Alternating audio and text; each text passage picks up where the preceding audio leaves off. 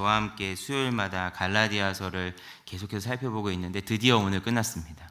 6장 11절부터 18절까지 이 마지막이 갈라디아서 전체를 마무리하는 바울의 맺은 말에 해당하는 부분입니다. 특별히 갈라디아서는 바울이 1차 전도 여행을 하면서 약 2년 동안 복음을 전하고 교회를 세웠던 갈라디아 지역에 주신 갈라디아 지역을 향한 이 교회를 향한 바울의 서신입니다. 1차 전도 여행은 사도행전 13장과 14장 이 두 장에 걸쳐서 기록이 되어져 있는데 바울이 바나바와 함께 약 2년 동안 전도 여행을 합니다. 이때 이렇게 은혜 가운데 복음이 잘 전해져서 많은 교회들이 세워지게 되고 예수 그리스도를 믿는 믿음이 그 땅 가운데 그 지역 가운데 굳건하게 세워질 은혜가 있었습니다. 근데 그렇게 잘 되는 일만 있었냐? 그렇지 않죠. 때로는 복음을 전하다가 큰 핍박을 당하는 일들도 있었습니다. 어찌되었던 이 2년 동안의 기간은 바울에게 큰 도전이 되는 기간이었을 것이고 정말 애정을 갖고 온 마음을 다해서 선교했던 그런 기간들이라고 할 수 있습니다. 그리고 그 이후에 일어나는 2차, 3차 전도여행을 갈 수 있었던 동력이 사실 이 1차 전도여행에서 있었기 때문에 바울은 이 갈라디아 지역에 대한 마음이 굉장히 뜨거웠을 것으로 생각이 됩니다. 그런데 문제가 있죠. 바울이 생명을 다해서 복음을 전하고 돌아왔더니 갈라디아 지역 지방에 있는 교회들에서 좋지 않은 소식이 전해진 겁니다. 그게 무엇이었습니까? 율법주의자들이 들어와서 교회를 혼란스럽게 만든 거죠. 이들은 바울이 전했던 오직 믿음으로 구원받는다라고 하는 이 교리를 깨트리고 믿음으로만 구원받을 수 없다. 믿음 더하기 율법이 필요하다. 그래서 어떤 행위, 구약에 있었던 행위, 할례를 받는 것 꼭 받아야지 구원받을 수 있고 또 십계명도 반드시 지켜야지 구원받을 수 있고 또 뭐예요? 음식의 규례도 뿐만 아니라 모든 구약의 율법들을 철저하게 지키는 것이 수반될 때에만 구원받을 수 있다라고 그렇게 가르치기 시작했죠. 근데 가만히 생각해 보면 우리가 율법을 다 지킬 수 없기 때문에 어떤 사람도 완벽하게 율법을 지킬 수 없기 때문에 사실 구원받을 수 없다라는 얘기를 하는 것처럼 들려집니다. 바울이 목숨을 걸고 전한 복음 또 전심으로 세운 교회였는데 교회의 근간을 신앙의 근간을 흔들어 놓는 다른 복음이 이 교회들 안에 전해지게 된 거죠. 바울은 이 믿음이 흔들리는 갈라디아 교회 성도들을 강력하게 책망하면서 율법이 아니라 믿음으로 구원받는다. 율법이 아니라 오직 믿음으로만 구원받는다라고 하는 사실은 좀 책망이 섞인 메시지를 갈라디아서를 통해서 주고 있습니다. 여러분 가만히 생각해 보면 우리가 누군가로부터 우리 신앙생활할 때 누군가로부터 칭찬을 듣거나 격려를 받거나 위로를 받거나 이럴 때는 어떻습니까? 마음이 따뜻해지죠. 또 기분도 좋아지고 참 힘을 받는 것처럼 은혜도 느끼게 됩니다. 다들 좋아합니다. 더 좋은 관계가 될 수 있을 것입니다. 그런 칭찬과 격려. 바라기는 저희 교회 안에 칭찬과 격려가 많기를 축복합니다. 그런데 문제는 아무리 맞는 말이라고 할지라도 아무리 옳은 이야기라고 할지라도 책망하고 회개를 권하고 또 뭐예요? 잘못을 지적하는 그런 말씀을 들으면 어떻습니까? 알겠는데 기분이 별로 좋지 않죠. 내 그 뜻은 알겠으나 사실 마음에 받아들이는 게 참 쉬운 문제가 아닙니다. 좋아하는 사람이 별로 없어요. 그래서 사실 저도 목회자 입장에서 성도님들을 향하여서 좋은 말씀들만 뽑아서 해드리고 싶은 마음이 막 부를 듯이 일어납니다. 뭐 복 받을 거라고, 잘 될 거라고, 뭐 좋은 대학 갈 거라고, 또 인생이 막 탄탄대로가 펼쳐질 거라고 그런 얘기들을 해주면 참 기뻐요. 그리고 그렇게 했을 때 좋은 관계가 되지 않겠습니까? 그런데 하지만 성경이 그런 메시지를 주는가? 사실 성경을 막 열심히 연구하다 보면 축복에 대한 메시지가 많을까요? 책망에 대한 메시지가 많을까요? 다 아시네요. 똑바로 하라는 메시지가 많습니다. 잘하고 있다라는 얘기가 아니라 제대로 해야 된다, 그렇게 하면 안 된다, 책망의 메시지가 훨씬 더 많이 있는 것을 봅니다. 하나님의 뜻을 따라 잘못된 부분은 바로 잡아야 하는 것이 어쩌면 목회자가 해야 되는 일이고 설교가 말씀을 증거하는 사역자들이 해야 되는 일이겠죠. 칭찬과 격려보다는 더 어려운 것이 그래서 권면이나 책망의 말씀을 하는 게 참 개인적으로 굉장히 힘듭니다. 하지만 하지 않을 수 없는 것은 성경이 그런 메시지를 오늘 우리에게 주고 있기 때문이죠. 갈라디아서는 사실 칭찬이나 위로보다는 권면과 책망이 많은 그런 말씀입니다. 전하기 어려운 말씀이죠. 하지만 바울이 어떻게 합니까? 전하지 않을 수 없었어요. 왜냐? 갈라디아 교회가 큰 잘못된 길을 향해서 가고 있기 때문입니다. 그리스도와 또 바울과 갈라디아 교회 성도들의 관계가 중요한 것이 아니기 때문에 그렇죠. 뭐가 더 중요합니까? 예수 그리스도와 갈라디아 교회 성도들과의 관계가 훨씬 중요하기 때문에. 그래서 사도 바울은 그리스도의 종으로서 예수님을 위해 주님의 뜻을 전한 것입니다. 그 증거가 무엇입니까? 오늘 바울이 말씀을 마무리하면서 마지막으로 하는 메시지가 이거죠. 예수의 흔적을 가졌노라. 사도 바울이 예수의 흔적을 가지고 있기 때문에 그렇게 말할 수밖에 없었다. 너희를 책망하고 권면하는 메시지를 줄 수밖에 없었다라고 마지막으로 정리해주고 있는 것입니다. 오늘 보면 17절에 보면 이렇게 말합니다. 이후로 누구든지 나를 괴롭게 하지 말라. 내가 내 몸에 예수의 흔적을 지니고 있노라 라고 말합니다. 사도 바울은 예수의 흔적을 지니고 있다고 말하는데, 그렇다면 이 예수의 흔적은 도대체 무엇인가? 이 흔적에 대해서 학자들은 두 가지의 방향을 이야기합니다. 첫 번째는 뭐냐? 바울이 복음 때문에 받았던 고난의 흔적이 예수의 흔적이다 라고 이렇게 해석을 합니다. 무슨 말인가? 사도 바울이 복음 전도 사역을 했잖아요. 그때마다 좋은 일만 있었던 것이 아니라 반대하는 세력들을 만나서 큰 고난과 또 역경을 만납니다. 특별히 고린도후서 11장 23절과 25절 말씀을 보면 그들이 그리스도의 일꾼이냐 정신없는 말을 하거니와 나는 더욱 그러하도다. 내가 수고를 넘치도록 하고 옥에 갇히기도 더 많이 하고 매도 수없이 맞고 여러 번 죽을 뻔하였으니 유대인에게 40에 하나 감한 매를 5번이나 맞았으며 3번 태장으로 맞고 1번 돌로 맞고 3번 파선하고 일주야를 깊은 바다에서 지냈으며. 이게 바울의 고백이에요. 복음을 전도하는 사역을 했더니만 이러한 고난과 역경을 당했다는 거예요. 40에 하나 감한 매를 5번이나 맞았답니다. 태장으로 3번을 맞았다고, 돌로 던져서 죽임을 받을 뻔도 했다라는 거죠. 사도 바울은 복음 때문에 정말 수많은 고난을 당했던 것을 봅니다. 이 고난의 흔적, 고난의 상처가 바울의 몸 이곳저곳에 남아 있었을 것으로 보여집니다. 특별히 갈라디아 교회 성도들을 향하여서 바울이 당한 이 고난의 흔적은 바울의 메시지를 더 강력하게 하는 도구가 되었을 것입니다. 사도행전 14장에 사도 바울이 이 갈라디아 지역을 여행하면서 특별히 루스드라라고 하는 지역에 도착을 했는데 이때 유대인들로부터 큰 핍박을 당합니다. 이고니온과 또 안디옥으로부터 사도 바울을 죽이기 위해서 사람들이 쫓아왔어요. 루스드라까지. 그리고 바울의 일행을, 그 지역 사람들을 선동해서 사도 바울을 향하여서 돌을 던집니다. 그 돌에 맞았는데 죽은 줄 알고, 돌에 맞아서 죽은 것으로 여겨져서 사람들이 바울의 이 시체겠죠, 시체로 여겨지는 육체를 성 밖으로 던져버립니다. 그런데 하나님의 은혜로 바울이 죽지 않고 살아나죠. 그렇지만 그의 몸에는 돌에 맞은 흔적들, 그 사람들로 받았던 상처들로 온 몸이 가득하게 되었을 것입니다. 그래서 바울이 가지고 있는 이 예수의 흔적은 복음 때문에 당한 수많은 상처들을 의미한다고 학자들은 이야기합니다. 아마 바울은 이런 상처들을, 이 영광의 상처들을 통해서 복음에 대한 확신을 더 크게 가졌을 것입니다. 그러나 이것만으로 바울이 이렇게까지 강력한 메시지를 전할 수 있었을까라고 보기는 조금 어렵다고 생각이 됩니다. 예수의 흔적에 또 다른 의미가 있는데 그것은 낙인이라는 의미가 있습니다. 이 낙인은 뭐냐? 흔적이라고 하는 말에 사용된 헬라어가 스티그마라는 단어인데 이 말은 성경에서는 여기서만 쓰인다고 합니다. 그런데 헬라 문헌에 보면 이 스티그마가 이 흔적이라는, 낙인이라는 뜻이 무엇으로 쓰였느냐? 노예의 소유권을 표시하기 위해 노예의 몸에 찍은 낙인을 가르친다라고 해석이 됩니다. 즉 사도 바울은 자신을 예수의 낙인이 찍힌 존재, 예수의 종이라고 낙인이 찍혀 있는 존재, 그리스도의 소유된 종이라는 낙인이 찍힌 그런 존재라고 스스로를 밝히고 있다라는 거죠. 사도 바울이 예수님이 찍어주시는 낙인을 어떻게 받게 되었을까? 17절에서 바울은 내가 내 몸에 예수의 흔적을 지니고 있노라 라고 이렇게 말씀하는데, 여기서 지니고 있다라는 것은 능동태가 쓰였어요. 이게 무슨 말이냐? 누군가가 낙인을 찍어준 것이 아니라 스스로 낙인을 찍게끔 내어주었다라는 것이죠. 그러니까 자기가 예수의 흔적을 얻기 위해서 자신을 내어주었다라는 뜻을 가지고 있습니다. 이 부분을 좀 이해하려면은 구약 율법에 기록된 유대인, 이스라엘의 노예법을 좀 살펴볼 필요가 있습니다.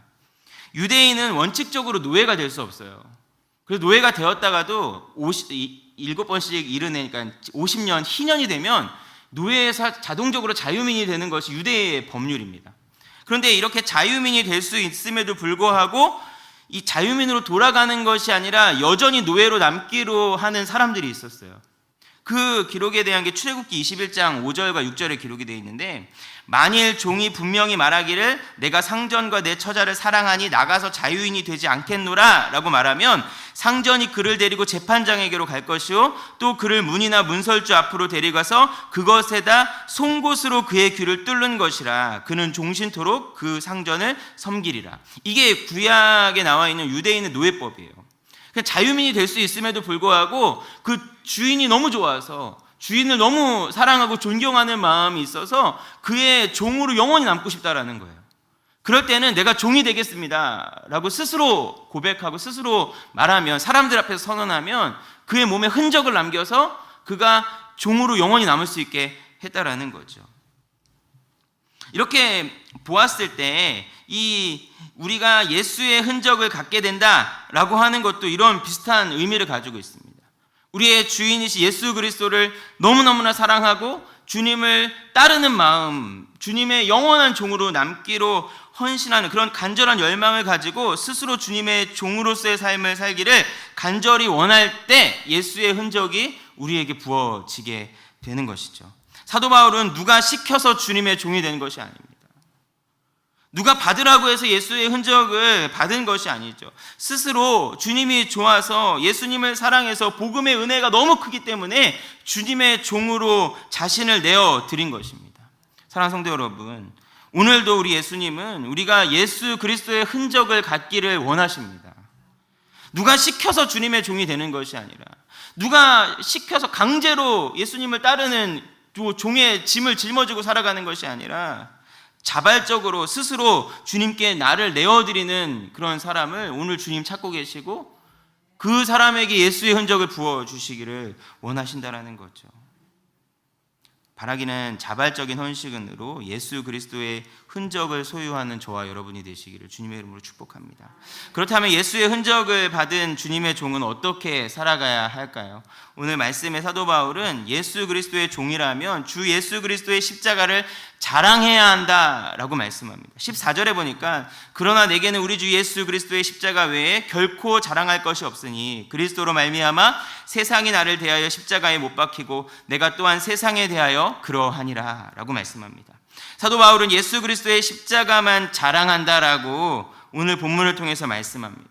여러분 생각해보면 바울에게 자랑할 것이 굉장히 많았다라는 것을 우리가 알지 않습니까? 바울이 무엇을 자랑할 게 있었어요? 그는 출생할 때부터 로마의 시민권을 가지고 있었습니다. 로마의 시민권이 있으면 감옥에도 안 가요.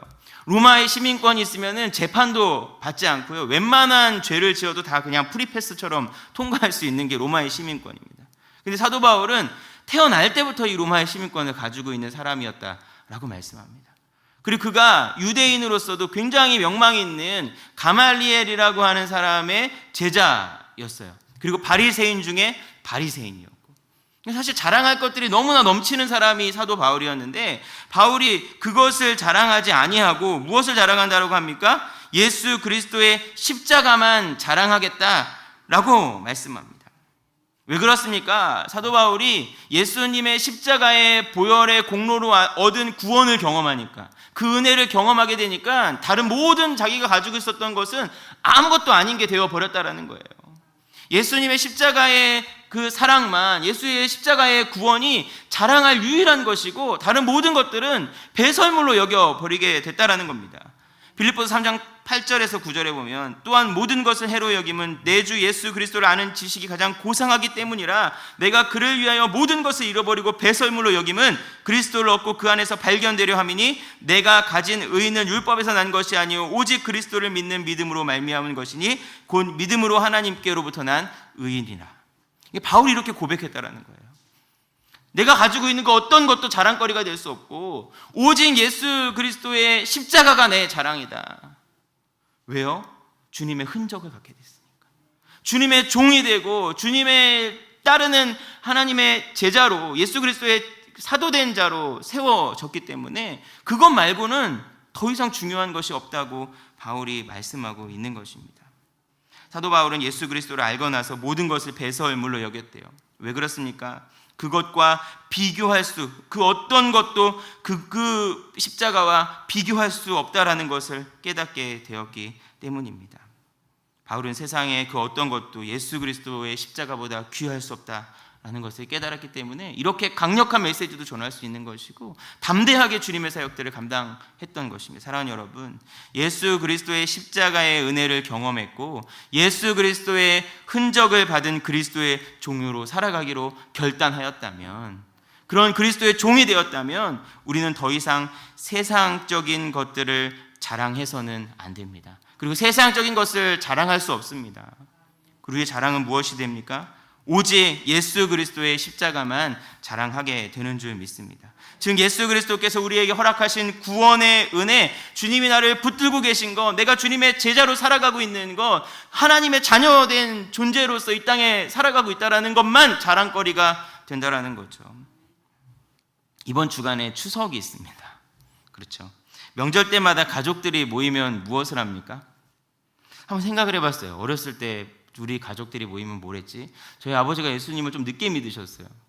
그래서 어렸을 때 가족들이 모이면 참 즐거웠던 것 같아요. 예수 믿기 전에 막 즐겁게 먹고 즐겁게 마시고, 물론 하기 전에 제사도 지내고 먹고 마시고 놀고 뭐 화투도 열심히 치고, 그 옆에서 저는 기다렸다가 조금 주시면은 그거 뭐라 그러죠? 그 뭐라 그럽니까? 그 뭐 주면은 그것도 받아가지고 사탕 사 먹고, 아무튼 뭐 그랬던 기억이 있어요. 그리고 뭐 끝나면 어디 노래 부르러 가고 되게 즐거웠던 것 같아요. 근데 저희 아버지가 회심을 하셨어요. 예수를 믿고 나서 이상하게 그 제사하는 시간을 비껴서 이제 안 갈 수 없으니까 그렇게 가시더라고요. 가서도 이제 또 이렇게 마시는 것도 안 되고 또 먹는 것도 안 되고 또 화투 치는 것도 안 되고 뭐 이렇게 재미가 없어졌어요. 그럼 예수 믿고 나서 믿지 않는 가족들과 만나니까 재미가 없어지더라고요. 그때부터 뭘 하기 시작했느냐? TV를 보기 시작했습니다. 모여서 하는 일들이 TV 보는 일밖에 없어요. 내려가서 인사하고 TV 보고, TV 끝나고 또 TV 보고, 그러고 있다가 그 다음날 이렇게 올라오는 그런 과정으로 바뀌었어요. 그래서 제가 그거 보면서 예수 믿는 사람하고 예수 안 믿는 사람하고 어울리면 재미가 없구나. 그럼 예수 믿는 우리는 예수 안 믿는 가족들을 만났을 때 어떻게 해야 되는가? 그게 제 안의 고민이었습니다. 그럼 무엇을 해야 되는가? 오늘 말씀 속에 답이 있어요. 우리가 해야 되는 일은 뭐냐? 그들을 만났을 때 예수 그리스도를 자랑하는 거죠. 이렇게 얘기하니까 자랑을 어떻게 하지? 뭐 이렇게 생각하는 분들이 계실 텐데, 명절이 1년에 2번이 오잖아요. 설날도 오고 추석도 오잖아요. 한 6개월에 한 번씩 오지 않습니까? 그럼 6개월에 한 번씩 우리가 그들을 만났을 때 예수 믿으세요라고 말하는 것은 쉬운 일이 아니잖아요. 근데 예수님이 내 인생 가운데 하셨던 일, 주님이 내 가정 가운데 베푸신 은혜를 간증하는 일은 할 수 있겠다는 생각이 듭니다. 여러분, 이 명절을 주님의 역사를 간증하는 시간으로 세우시길 축복합니다. 여러분, 지난 6개월 동안 하나님이 여러분 가운데 일하셨나요? 아멘이 없으시나요? 지난 6개월 동안 하나님이 내 가정, 내 자녀 가운데, 내 배우자와 내 삶 가운데 역사하셨나요? 그럼 그 역사를 간증하세요. 하나님이 하셨다고. 내가 한 거 없는데 하나님께서 나를 사랑하셔서 그런 은혜를 내 가정에, 내 자녀에게 베풀어 주셨다고. 너희 아이는 좀 다른 것 같아. 왜 이렇게 착해? 하나님이 은혜 주셔서 그 아이가 그렇게 변화되고 하나님답게 세워지는 거라고. 여러분, 그런 간증들을 6개월마다 한 번씩 하면 너무 좋겠다는 생각이 듭니다. 명절은 뭐 하는 기간이라고요? 하나님의 은혜의 역사를 간증하고 하나님을 자랑하는 기간이 되시기를 주님의 이름으로 축복합니다. 할 게 없는데요, 그렇게 하면은요, 하나님 6개월에 한 번씩 간증할 거리를 주세요. 여러분, 간증해야 되니까. 믿지 않는 가족들을 만나서 하나님의 역사를, 믿는 가정이라고 할지라도 하나님이 일하셨다는 것을 간증해야 되니까 그 간증을 분명히 주실 줄 믿습니다. 하나님 원하시는 것은 예수 그리스도의 흔적을 가지고 주님을 자랑하는 주님의 종으로서의 삶을 살아내는 것을 우리에게 원하신다라는 사실을 기억하시기 바랍니다. 바라기 이번 명절 예수 그리스도의 흔적을 가진 주님의 종으로서 사랑하는 가족들에게 예수 그리스도의 십자가를 자랑하고 예수님의 은혜와 역사를 자랑하는 저와 여러분 되시기를 주님의 이름으로 축복합니다. 우리 삶으로 찬양하고 같이 기도하겠습니다.